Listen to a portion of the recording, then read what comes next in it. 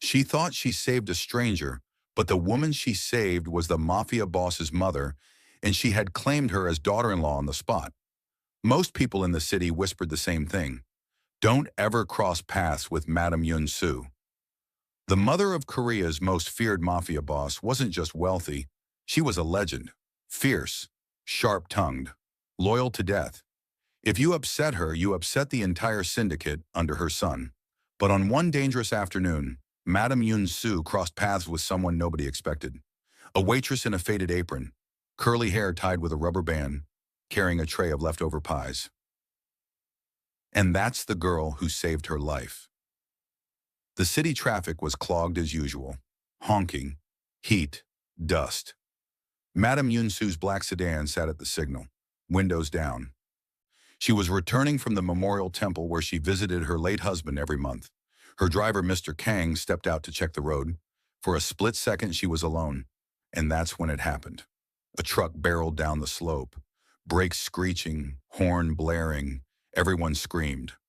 But Madame Yun-Su didn't look up in time. The truck was heading straight at her open door. And then, a blur, a voice, a hand pulling her violently out of the car. They both crashed onto the curb. Pain exploded across her hip. A tray clattered across the pavement, pies rolling everywhere. Madame Yun-Su gasped, shaking. What? Naomi Brooks, 23, diner waitress, hair frizzy from the heat, breathed out shakily. Ma'am, you okay? Her apron was ripped. Her elbow was bleeding. Her heart was pounding so hard it hurt. But she had saved her. The truck smashed into the vacant sedan. Metal folded. Glass flew like glitter. People screamed. Madame Yun-Su's eyes widened. That impact would have killed her instantly. You? Her voice trembled. You pulled me out? Naomi nodded, panting. I saw it coming. You didn't move. I just reacted. No fear, no hesitation, no calculating how dangerous this might be. Just instinct and heart. Madame Yun-Su stared at her savior, her chest tight with shock. This girl, this stranger, this waitress, had risked her own life to save an old woman she didn't even know. Sirens echoed, men in black suits rushed, phones exploded with orders, and behind all the chaos, a black motorcycle screeched to a stop. The man who got off it made half the street go silent. Han Ji-hyun, the Korean mafia prince, Madame Yun-Su's only son, tall, sharp jawline, cold eyes, the type of man people fear even when he's calm. He rushed to his mother, panic slicing through his face. Iyama? He grabbed her shoulders. Are you hurt? What happened? She pointed at Naomi. She saved me. He turned. And for a moment, just a moment, his cold world paused. Naomi stood there holding her bruised arm, curls messy, apron dusty, pie stains on her shirt, a random diner waitress who had just stepped into a war world by accident. You? He asked quietly. She blinked. Me? Yeah. His eyes dropped to her bleeding elbow. His jaw clenched. You're injured.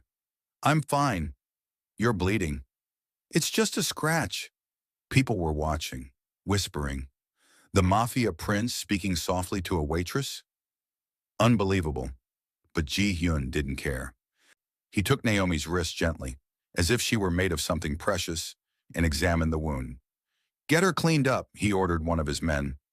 Naomi pulled her hand back. No, I'm fine, really. I need to go back to work.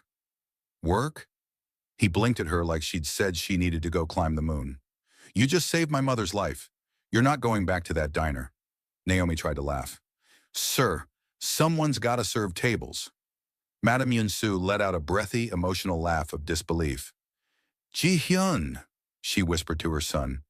She reminds me of someone. He frowned. Who? His mother didn't answer. She was staring at Naomi with a softness nobody had seen in years. Emergency teams were clearing the road. Mafia men were guarding the scene. Reporters were gathering like vultures. But Madame Yun-Su wasn't focused on any of that. She was focused on Naomi, on her scraped elbows, her trembling hands, her kind, terrified eyes. Child, she said softly, what is your name? Naomi. Naomi Brooks. Are you always this reckless? Naomi flushed. I, I just didn't want you to get hurt. That truck was coming too fast. Madame Yunsu nodded slowly. So you threw yourself toward danger for a stranger? She wasn't a stranger, Naomi said gently. Just someone's mother. Ji-hyun inhaled sharply. Something tugged in him, something even he didn't understand yet. Madame Yunsu placed a hand on Naomi's cheek. My son is lucky, she murmured. Very lucky. Lucky? Naomi frowned. Why?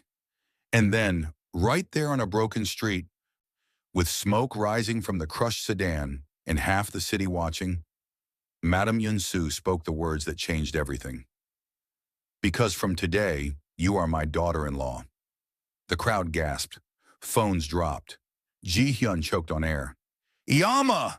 Naomi's soul left her body. What? Madame Yunsu squeezed Naomi's hands. You saved my life. That makes you family. Fate chose you. I accept you. Ji-hyun stared at his mother, stunned beyond belief.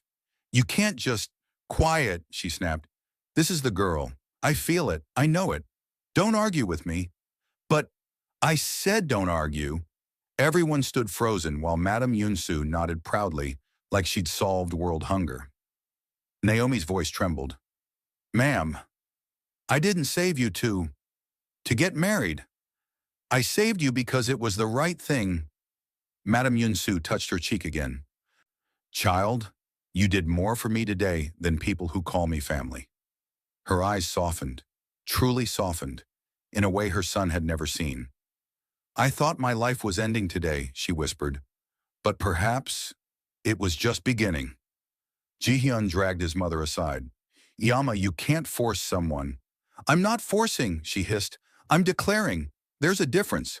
She barely knows us. I know enough, Madame Yunsu snapped. I saw the way you looked at her. I didn't look at Ji-hyun, she said slowly. Don't lie to your mother. He shut his mouth, because she was right. When he first saw Naomi, something had flickered in him. A crack, a thaw, something he didn't want to admit, something he didn't know how to handle. But his mother, she saw everything, every unspoken thing.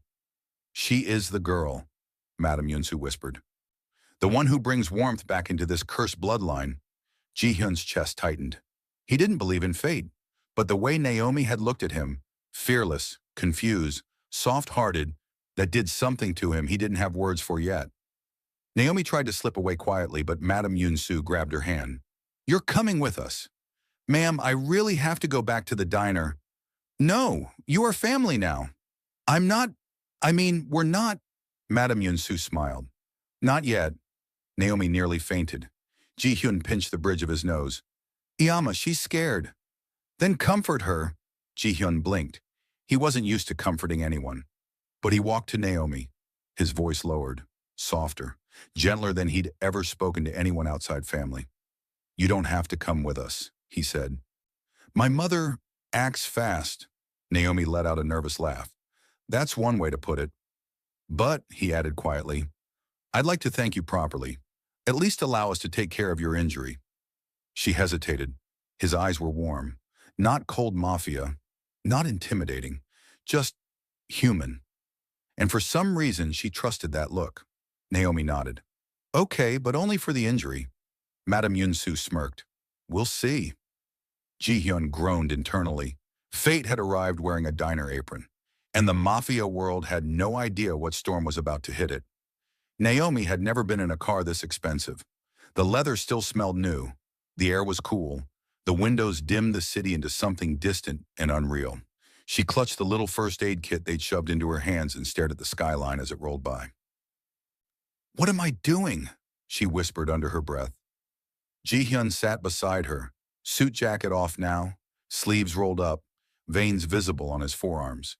He looked less like a crime prince and more like a tired man in his early 30s who had forgotten how to relax. Madame Yunsu sat in front, refusing to let anyone else take the passenger seat. She kept turning around to check on Naomi like an overexcited aunt. You're pale, she said. Are you hurt anywhere else? Back, neck, head? I'm okay, ma'am, Naomi replied.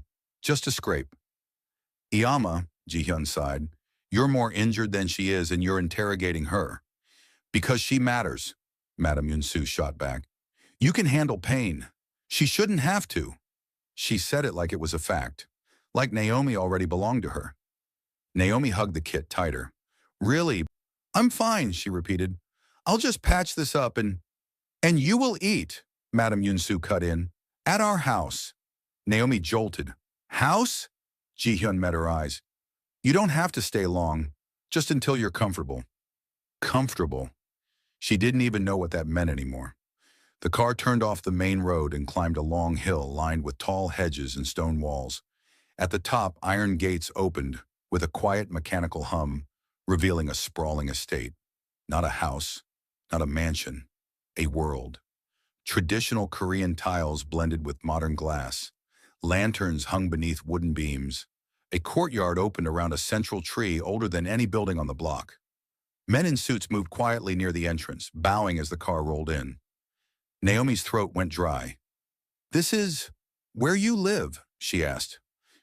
Yes, Madame Yunsu replied proudly. You will get used to it. Ji-hyun coughed. Yama, she ignored him. The moment Naomi stepped out of the car, the air changed. Men paused. Their eyes flicked to her, curious, cautious, a little confused. She didn't fit here in her scuffed sneakers, ripped apron, and scraped elbow. Good. She hadn't come to fit. She'd come to leave as soon as she could politely escape. Don't stare, Ji-hyun said calmly to his men. She's a guest.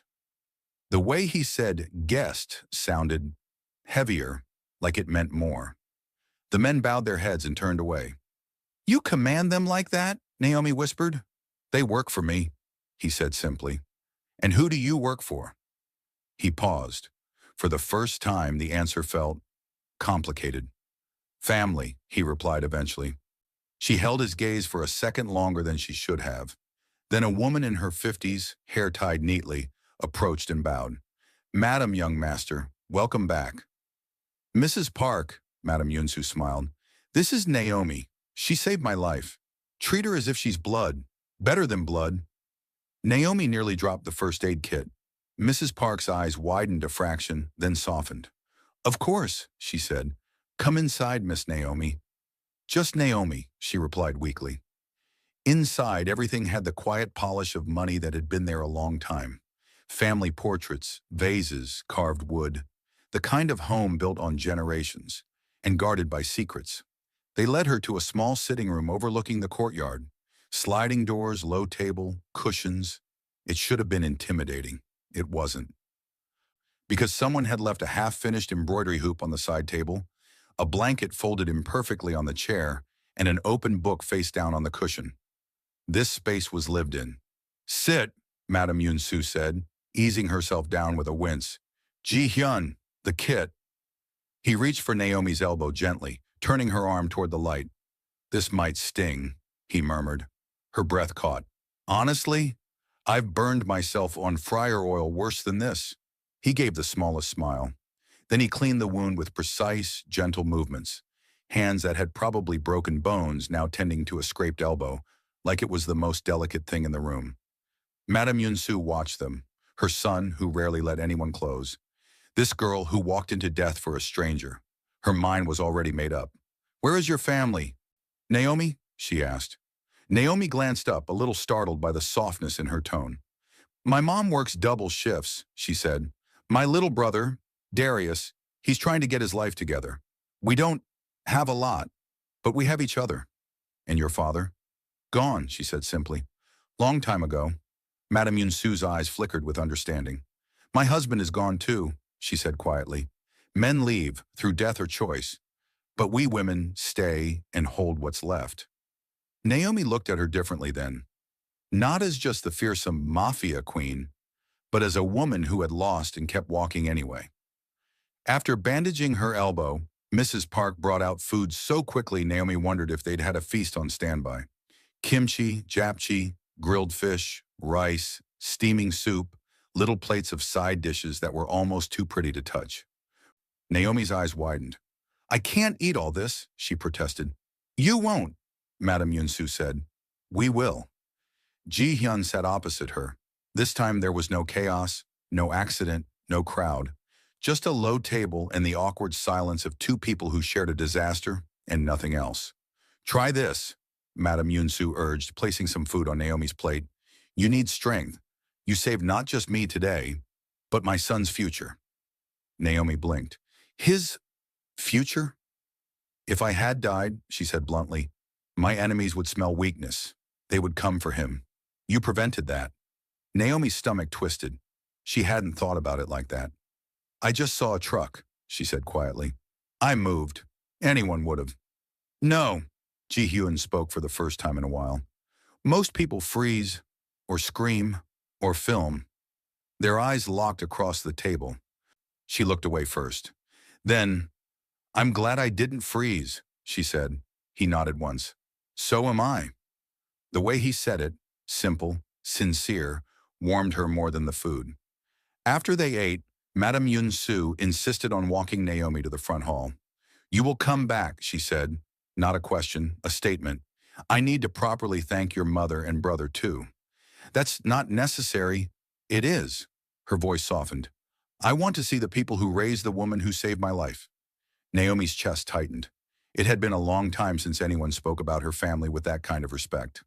Okay, she said quietly. We'll come. Good. Madame Yun-Su smiled in a way that made her look 10 years younger. Then we can begin planning the wedding. Naomi nearly choked. Wedding!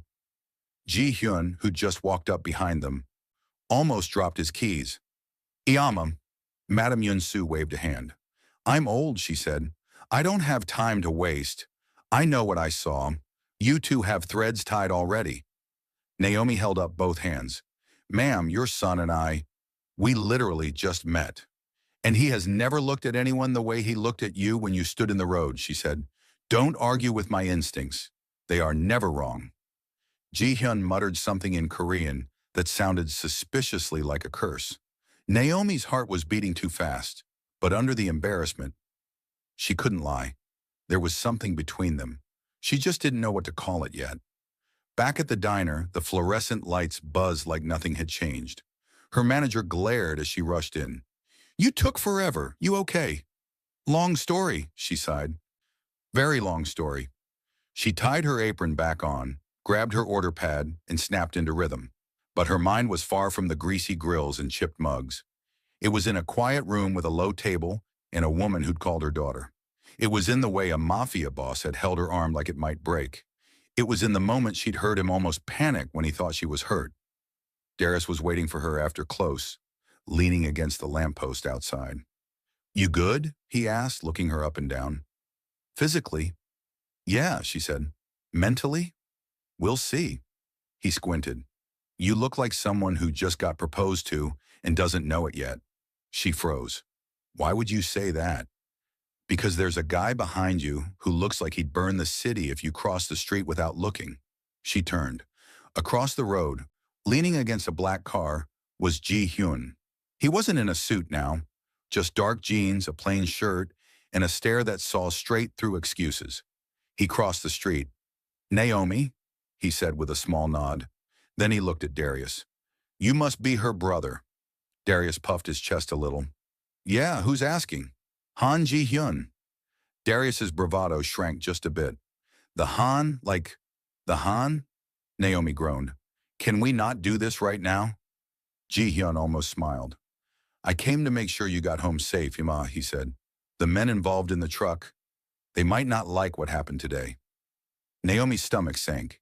You mean they could come after you, or your mom? Or you, he said quietly. Darius stepped in front of her. Absolutely not, he said. Nobody's touching her. Ji Hyun's gaze flicked between them. Good, he said. Then you understand why it might be safer if you stayed at our estate for a while, Naomi? Her eyes widened. What? It's temporary, he said. Until I deal with whoever tried to stage that accident. She swallowed. He was right. She hated that he was right. But moving into a Mafia house wasn't exactly on her life plan between double shifts and overdue rent. I can't just leave everything, she said. My job? I'll compensate your manager, he replied. My mom, she can visit you, he said, or I'll send a car for her. My life, Ji Hyun, she said, voice shaking. I can't just pack it into a bag and move into your world. He stepped closer. Not too close, but close enough that she could see the tired lines under his eyes. You already stepped into my world when you pulled my mother out of that car, he said. I'm just asking you to let me make sure you survive it. That hit harder than anything else. She exhaled slowly. Darius? She asked. He looked at her, then at Ji-hyun, then at his sister again. You trust him? Darius asked quietly. She thought about the alley, the truck, the way he'd bandaged her elbow, the way his mother had looked at her like she'd been waiting her whole life to meet her. I don't know him, she said honestly, but I don't feel unsafe around him. That was enough for Darius. Fine, he said, but if anything happens to her, I'm coming for you. Ji-hyun's expression flickered with the ghost of amusement. I believe you, he said. 2 days later, Naomi stood in front of the Han estate with a single duffel bag and a racing heart. She hadn't brought much. A few clothes, her worn-out hoodie, a small framed picture of her mom, and Darius crammed into a photo booth, laughing with their eyes squeezed shut. She felt like an imposter. This place was marble floors and ancient trees and quiet money. She was chipped nail polish and discount sneakers. Mrs. Park greeted her at the door, like she'd been expecting her all her life. Welcome home, Naomi. Home. The words stabbed and soothed at the same time. Inside, Madame Yun-soo was waiting in the sitting room, dressed in a soft hanbok this time, hair down for once, looking almost gentle. You came, she said, eyes shining. I said I would. And you kept your word, she nodded approvingly. Good, I like that. Naomi glanced around nervously. I'm only staying until it's safe, she said. I don't want to be a burden. You are not a burden, Madame Yun-soo said firmly. You are an answer. Answer to what? She whispered. To a prayer I stopped saying a long time ago. Before Naomi could respond, Ji-hyun appeared in the doorway. He didn't look like a mafia boss right now, just a man who had been pacing and finally found relief. You're here, he said. You sound surprised. I'm grateful, he admitted. Their eyes met. Something quiet passed between them, unfinished, unnamed, but undeniably there. That night, Naomi lay in a guest room that was bigger than her entire apartment. Soft bed, clean sheets, a view of the courtyard tree. She couldn't sleep. Outside, she could hear faint footsteps of guards. Somewhere, a phone buzzed with urgent whispers. This house was calm, but the world it belonged to was not. She padded out onto the balcony for air. Below, by the tree, a lone figure stood. Ji-hyun. He was staring up at the sky, hands in pockets, shoulders heavy. She watched him for a moment. Then before she could overthink it, she whispered, Ji-hyun? He looked up. She expected him to tell her to go back inside. Instead, he said, Can't sleep? New pillow? She shrugged. Feels like it's judging me. He huffed a soft laugh. Come down, he said. The tree doesn't judge. So she did. And under that old tree in the center of the Han estate, with guards pretending not to watch and stars barely peeking through city haze, a mafia boss and a diner waitress sat side by side. Not as savior and saved, not as boss and outsider, not even as future anything, just as two people whose lives had collided in a way neither of them fully understood yet. How long do you think I'll have to stay here? She asked. Until I'm sure no one will use you to hurt me, he said. She tilted her head. People would really come after me just to get to you? Yes. She thought about that. Then you better stay alive, she said. He looked at her. I intend to, he replied softly, now more than ever. Naomi's heart made a dangerous decision. It started to fall. She didn't know what this house would demand of her, what this family would turn her into, what dangers waited in the dark corners of Ji-hyun's world. But she knew one thing. She had already been claimed as a daughter-in-law in words. Now under this tree, fate had started to write the rest. For 3 days, the Han estate pulsed with a tension Naomi couldn't name. Guards doubled at every entrance.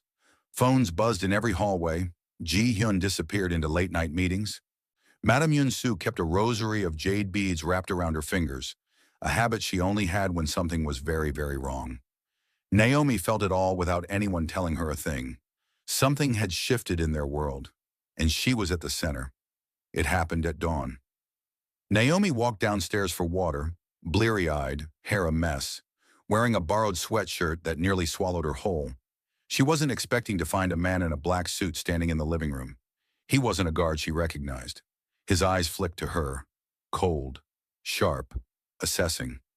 "You must be the girl," he said slowly. "The girl. The reason the young master is making unusual decisions." Naomi's grip on her cup tightened. He smirked. "You should be careful. Not everyone in this house thinks your presence is a blessing." Before she could respond, a voice cut through the room like a knife. "Step away from her."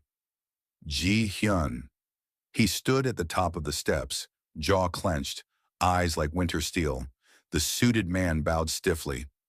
"Young master, I was simply introducing myself." "No, you were provoking her," Ji-hyun said coldly. "Try that again, and you won't be allowed inside these walls." The man's eyes flickered. Then he bowed again and walked out the door. Naomi exhaled shakily. "Who was that?" "Someone who forgets his place," Ji-hyun muttered. "He won't speak to you again." She watched him descend the stairs, noticing the tension in every step, the exhaustion, the weight. "You barely slept," she whispered. "I'm working on something." "What's something?" He hesitated. Then he said the last thing she expected. "The accident wasn't an accident." Her stomach dropped. "What?" "The truck was sabotage," he said, "and someone tipped them off about my mother's schedule." Naomi's pulse hammered. "You mean someone wanted to kill her?" "Yes. To get to you." "Yes," he repeated quietly. She choked on air. "And because I pulled her out, now they know my face." He looked at her, eyes softening in a way that broke her in half. "That's why you're here, Naomi. I need to protect you." That afternoon, Naomi found Madame Yunsu in the courtyard, ripping petals off flowers with unnerving calm. The older woman didn't look at her when she spoke. "They wanted me dead," she said, "and when they failed, they looked for another weakness." She turned, eyes blazing. "You!" Naomi swallowed. "I didn't ask to be part of this," she whispered. "I'm just—" "You're not just anything," Madame Yunsu snapped. "You saved me. That made you family. And family is both shield and target." Naomi's chest tightened. "I didn't know." "How could you?" the old woman said more softly. "You were living your life, serving tables, caring for your brother. You didn't ask for this world." Naomi nodded, throat tight. "But fate doesn't ask," Madame Yunsu continued. "It chooses, and it chose you." Naomi blinked hard. "Why me?" she whispered. Madame Yunsu touched her cheek with a gentleness Naomi hadn't expected from someone so fierce. "Because my son looks at you the way a man looks at his first sunrise after a decade of storms." Naomi froze. I didn't come here to become anything," she whispered. "I didn't come to ruin his life." "You saved his life too," Madame Yunsu cut in. "More than you know." Naomi shook her head. "I don't belong here," she whispered. "This world, it terrifies me." Madame Yunsu didn't deny it. "It should." Then she held Naomi's hands. "But my son's world is changing because of you. And I've waited many years to see that change." Naomi's voice trembled. "I'm not strong enough for this." "Oh, child," Yunsu whispered. "Strength isn't loud. Sometimes it's quiet. Sometimes it's just choosing to stay when everything in you wants to run." Her grip tightened. "And you stayed." Naomi didn't know what broke her more, the fear or the way this woman made her feel like she mattered. It happened when the sun dipped. Naomi stepped into the courtyard to water a pot of herbs someone had left unattended. Mrs. Park had said fresh mint made Ji-hyun smile. Naomi didn't know why she cared, but she did. As she bent to water the plant, she heard a hiss. Click. Something metallic hitting stone. Naomi froze. A little black device rolled to a stop inches from her hand. Not a grenade. Not a bomb. A tracker. Someone had thrown a tracker into the estate. But at that moment, before she could scream for help, a gloved hand grabbed her shoulder. She gasped, and immediately a figure yanked her backward. A shadow. Tall, masked, moving fast. His arm locked around her waist. Before he could drag her farther, a gunshot cracked the air. Bang! The masked man jerked, stumbled, then vanished into the hedge, dropping the tracker. Naomi fell to her knees, heart in her throat. Ji-hun sprinted from the other side of the courtyard, gun raised, eyes on fire. Naomi! He slid beside her, hands flying to her shoulders. Did he touch you? Did he hurt you? Naomi, look at me. I, I, I think... He tried to grab me, she gasped, shaking uncontrollably. Ji-hyun's face hardened into something she had only seen in nightmares. Pure, controlled rage. Rage at himself, rage at the world, rage at whoever dared come near her. He pulled her into his chest without hesitation. It wasn't romantic, it wasn't careful, it was instinct, raw, desperate. You're safe, he murmured over and over. I've got you, I'm here. She clung to him, fingers gripping his shirt, breath shaking violently. Guards surrounded them. Madame Yun-soo rushed out, eyes wide. What happened? What? Ji-hyun spoke through clenched teeth. Someone tried to take her. The mother's expression changed like a storm overtaking a sky. Over my dead body. She crouched beside Naomi, cupping her face. Child, look at me. Naomi did. Yun-soo's voice softened, dangerously. They thought they could use you against us. They thought you were weak. Her eyes burned like fire. They were wrong. Naomi trembled harder. Why won't they leave me alone, she whispered. Ji-hyun's arms tightened around her. Because you're important to me, he said before he could stop himself. Silence exploded between them. Naomi's breath hitched. Madame Yun-soo's eyebrows rose, but she smiled fiercely. There it is, she murmured. Finally. Ji-hyun helped Naomi to her feet, guiding her inside with a hand on her back.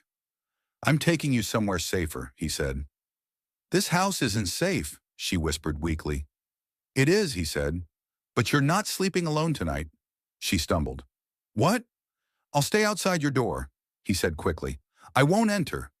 I'll just make sure nothing gets within 10 feet of you. But that's necessary, he said. His tone wasn't the cold Mafia command she'd heard before.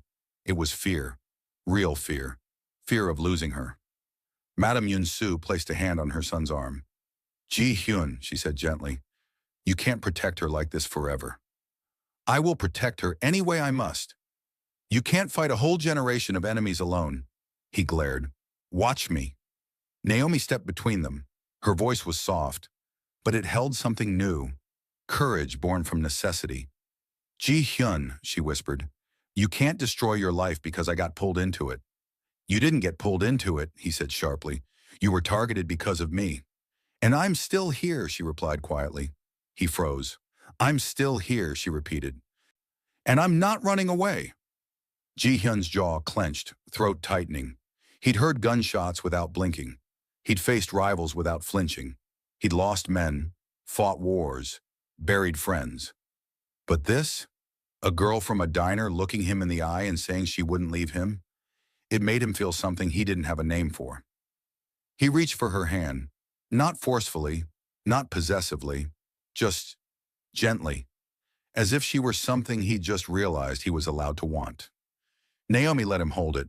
Madame Yun-soo watched them with a satisfaction so deep it softened every wrinkle on her face. I knew it, she whispered. I knew fate brought her. Later that night, after the guards doubled and the doors were bolted, Ji-hyun stood outside Naomi's room, leaning against the wall. He knew she couldn't hear him through the door. But he spoke anyway. You're not alone, he whispered. Inside, Naomi sat on the edge of the bed, hand pressed against her racing heart. She didn't know where this path was going, but she knew this. She was no longer the girl who served coffee and pie to strangers. She was now the girl a Mafia family would kill to protect. The girl someone tried to abduct. The girl fate had chosen for something bigger. The girl who was becoming, slowly, quietly, part of the life of a man who carried the whole city on his shoulders. And tonight, she realized something she had been too scared to admit. She didn't want to disappear from his world. She wanted to stay, even if it terrified her. The Han estate didn't sleep for the next 48 hours. Calls flew across time zones. Deals were threatened. Promises were broken. And through it all, one truth settled over the house like storm clouds. Whoever went after Naomi had declared war, not just on the Hans, on whatever softer future they were trying to build. Ji-hyun sat at the long conference table in the underground room. No windows, just cold lights and colder faces. The same man who'd called Naomi the girl now stood on the opposite side, hands bound behind his back, lip bleeding where somebody had hit him. "You went too far," Ji-hyun said, voice flat. The man scoffed. "She's just some waitress." "No," Ji-hyun replied. "She is my mother's savior, and under this roof, that makes her untouchable." Another scoff. "You've gone soft," the man sneered. "Over some girl from a diner? The whole city's watching, Ji-hyun. You're supposed to be untouchable. But now everybody knows. One nobody can make you bleed." Ji-hyun's expression didn't change. "Everybody already knew I bleed," he said. "They just thought they could use it. That's their mistake." The man leaned forward. "You care about her," he said. "They'll use that, again and again, until someone gets to her first." Ji-hyun's jaw tightened. "I'm aware," he said. "Then let me fix it," the man said. "Let me clean the mess. One bullet, one night, problem solved. No waitress, no weakness." He said it casual, like he was talking about taking out the trash. The room went dead silent. Ji-hyun didn't raise his voice. He didn't have to. "Repeat that," he said quietly. "I want you to hear yourself." The man swallowed. He'd gone too far. Ji-hyun stood. "You think caring makes me weak," he said. "You think loyalty is a liability. You think the only way to survive is to cut away anything that looks like light." He stepped closer, eyes calm, too calm. "But here's something you never understood," he continued. "Men who fear loss are dangerous. Men who never had anything to lose, they're reckless. Men like me, who finally found one thing they refused to lose," he smiled cold and lethal. "They're the most terrifying of all." He nodded to his men. "Get him out of here. He doesn't work for us anymore." The man paled. You're exiling me." "That's the merciful version," Ji-hyun said. "Take it and go before my mother hears what you suggested. She won't be as kind." As the door slammed behind the disgraced subordinate, one of the lieutenants cleared his throat. "Young master," he ventured carefully, "you know the others will talk." "Let them talk," Ji-hyun replied. "Let them know what happens when someone lays a hand on what's mine." Naomi hadn't meant to listen. She'd only come downstairs to find Mrs. Park and ask for tea, but voices carried down the hall from the underground stairwell. "They'll keep coming for her if they think she's just a waitress. He said she's what's mine." Her heart stuttered. She didn't hear every word, but she heard enough. Enough to know she wasn't a footnote in his world anymore. Enough to know this war wasn't about territory alone. It was about her. Footsteps approached. A door opened down below. Naomi stumbled back, pressing herself against the wall as Ji-hyun emerged from the stairwell. Tie loosened, sleeves rolled, expression carved from stone. He almost passed her. Then he stopped. "You were listening?" he said. It wasn't a question. She swallowed. "Not on purpose," she said. "Your walls aren't exactly soundproof." He exhaled slowly. "I didn't want you to hear it like that." "Hear what?" she whispered. "That someone suggested killing me?" The word tasted wrong in her mouth. His eyes darkened. "Yes," he said, "and that I made it very clear what happens to anyone who tries." She studied him. "You called me what's mine," she said softly. Silence stretched between them. He could have denied it, could have brushed it off as strategy, could have hidden behind the role he played for everyone else. He didn't. "Yes," he said. Her stomach flipped. "Am I?" she whispered. His jaw flexed once. "Do you want to be?" he asked quietly. There it was. No mafia, no mother, no enemies. Just a man asking a woman a question he never thought he'd ask. Trembling, she stepped closer. "You terrify me," she admitted. "I know," he said. "You drag danger wherever you go." "I know. You make my life more complicated every day." A faint, broken smile. "I know, Naomi." She took a breath that felt like jumping off a cliff. "And I think," she whispered, My heart chose you the second you bandaged my elbow and pretended it was nothing. Something in his face shattered. The careful control, the distance, the denial, all of it. Naomi, he murmured. Don't say my name like that, she said, voice shaking. Unless you mean it. He did. He meant every syllable. He closed the last inch between them. His fingers brushed her jaw, slow, as if giving her time to pull away. When she didn't, he lowered his forehead to hers and let the words fall out. You're not my weakness, he whispered. You're the first thing in my life that makes me want to be better than the man I've been. Her eyes burned. That's not a small thing to say, she managed. It's the only way I know how to say it, he replied. She laughed through a tear. You're very bad at normal romance, you know. I wasn't trained for normal anything, he said. Then he kissed her. It wasn't the desperate clutch from the courtyard. It wasn't a stolen moment. It was a promise. Slow, intentional, unhurried, the kind of kiss that didn't ask for anything except truth. When they finally pulled apart, they were both breathing hard. Does this make things more dangerous? She asked. Definitely, he said. She swallowed. Then I guess we do it together. He smiled, slow and disbelieving, like no one had ever offered to walk beside him before. Together, he echoed. Of course, Madame Yunsu didn't miss a thing. Later that evening, she summoned Naomi to the courtyard tree. Sit, she said, patting the bench. Naomi sat, fingers twitching. You had a choice, Madame Yunsu began.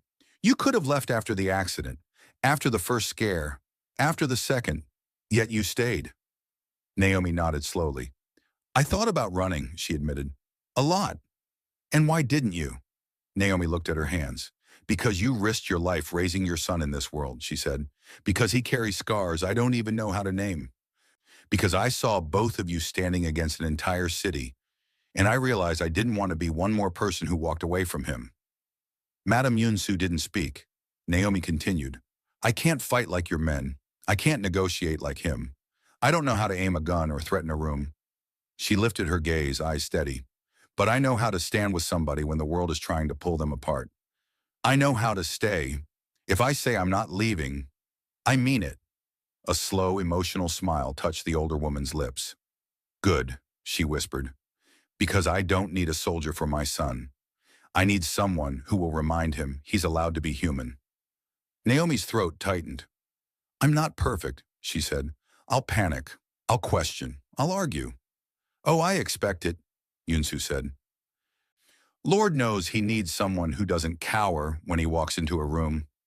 Silence settled, soft and thick. Then Madame Yunsu straightened her shoulders and spoke words that carried weight beyond this courtyard.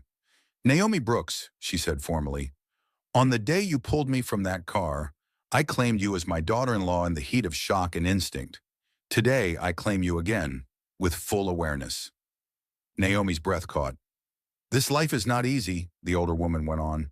This family is not simple, but if you want it, if you want him, then I give you my blessing, not because you saved my life, because you've changed my son's. Tears spilled before Naomi could stop them. I don't know what to say, she whispered. Say you won't break his heart. I won't, she said immediately. Say you'll drag him out of darkness if he ever tries to sink back in. I will. Say you know this isn't a fairy tale. It's work. It's war. It's love in the middle of chaos. Naomi laughed through tears. I've never wanted a fairy tale, she said. I just want something real. Madame Yunsu's eyes shone. Then stand up. Naomi did. The older woman pulled a delicate bracelet from her wrist. Gold, simple, worn from years of touch. This was given to me by my mother-in-law, she said. She wanted me to pass it to the woman who would stand beside my son when I no longer could. With gentle fingers, she clasped it around Naomi's wrist. It fit like it had been waiting for her. There, she said. Now you're truly mine. Naomi wiped her cheeks, laughing breathlessly. I thought I was his, she said. You're both, Yunsu replied. That's how this works. You didn't just marry a man. You marry his people, his burdens, his ghosts, but you also inherit his strength. Naomi looked down at the bracelet. It wasn't diamonds. It wasn't flashy. It was something better. Belonging. Months later, the city still whispered about the failed assassination. Some said the Hans had gone soft. Others said they'd become more dangerous than ever. Nobody touched Naomi, not after what happened to the man who tried. Inside the estate gates, life shifted into a new rhythm. Naomi spent mornings studying Korean with Mrs. Park, afternoons helping Madame Yun-soo in the garden, evenings waiting for Ji-hyun to come home from meetings less bloody than they used to be. He changed. Slowly. He didn't step away from power overnight. But he started passing responsibilities, closing unnecessary conflicts, drawing harder lines about what he would and wouldn't allow. "Why?" Naomi asked him one night as they sat beneath the courtyard tree. "Because I used to think my legacy was fear," he said. "Now I want it to be something else." "What?" He looked at her. "Survival with dignity," he said. "For the people under me. For my mother. For you." Her heart squeezed. "You're building an exit," she realized, "a way out." "Maybe not for me," he said, "but for whoever comes next. For our children, if we have them. They shouldn't inherit war." The word "our" echoed between them. He didn't take it back. She didn't want him to. Exactly 1 year after Naomi pulled Madame Yun-soo from the car, the Han estate celebrated quietly. No fireworks, no public displays. Just a long table beneath the courtyard tree, 2 candles, warm food, 3 people who'd been stitched together by fate, accident, and choice. "This is not traditional Thanksgiving," Naomi teased, spooning rice into her bowl. "It is now," Yunsu declared. "The day my daughter-in-law saved me." Naomi flushed. "I'm not officially—" "You will be," the older woman cut her off. "And if my son drags his feet, I will personally drag him to the altar." Ji-hyun shook his head. "I was going to ask her," he muttered. "In my own time." Yunsu pointed her chopsticks at him. "Time's up." Naomi laughed, covering her face with her hands. "Can you two not argue about my theoretical wedding in front of me?" "Why theoretical?" Ji-hyun asked quietly. She peeked through her fingers.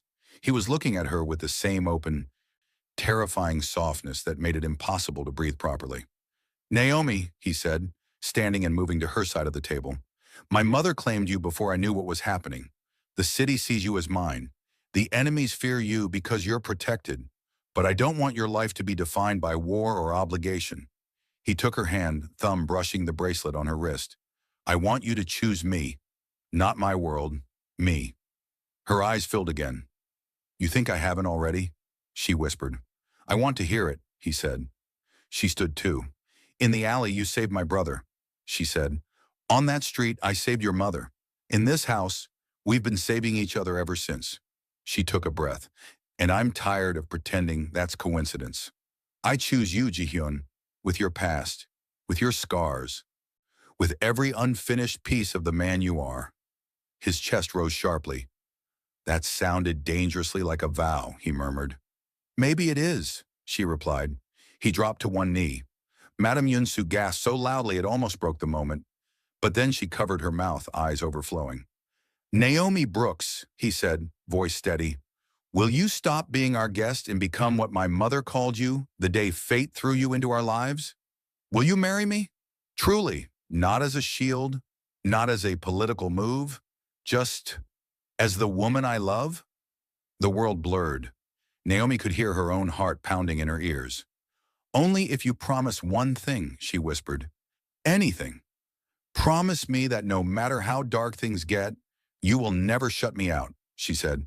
"If I'm going to carry this life with you, I want all of it." His throat tightened. "I promise," he said, "on everything I have left." "Then yes," she breathed, "I'll marry you." Madame Yunsu started crying and clapping at the same time. "Finally," she shouted. "I told you, didn't I tell you? She's the one. I knew it the second she ruined my car and saved my life." Naomi laughed through tears. "You're never letting me forget that, are you?" "Never," Yunsu grinned. "It's the best accident that ever happened to me." Ji-hyun stood and pulled Naomi into his arms. The bracelet on her wrist glinted in the candlelight. The courtyard tree rustled softly in the evening breeze. Somewhere beyond the walls, the city kept roaring, uncaring. Inside, 3 people sat down to dinner, not as Mafia royalty and an outsider, but as a family. A mother who found a daughter when she thought she'd only find death. A son who finally allowed himself to love without apology. and a waitress who walked into a deadly accident and walked out with a destiny she never saw coming. She didn't just save a life that day in the road, she found her own.